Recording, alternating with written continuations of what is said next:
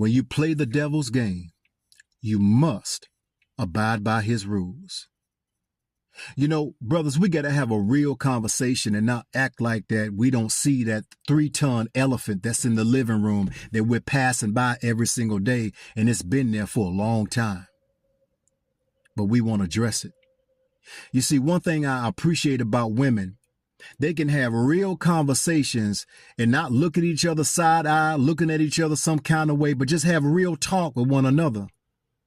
Whether it's conversations over coffee, conversations over a bottle of wine, conversations in the church parking lot, or conversations in the parking lot of Macy's, just talking it out, getting real deep into their childhood and working those wounds out. But with us, we don't have that type of luxury or opportunity to do so.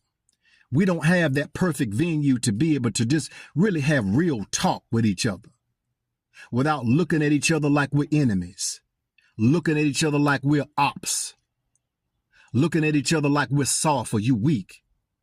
When we need to talk about what happened when you were 10, when we need to talk about what happened when you were 16, when we need to talk about what happened when you were 8 years old, because those hidden wounds, they begin to fester and bleed all over our adult years. And in the spirit of real talk, in order to numb that pain, we oftentimes involve ourselves in decadent, temporary pleasure that come back to bite us.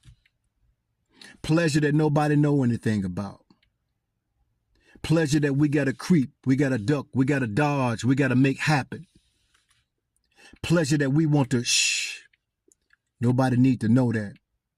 Because we live in a society that base a man's worth and his manhood on what he has, what he's driving, what he's wearing, his achievements and attainments in life.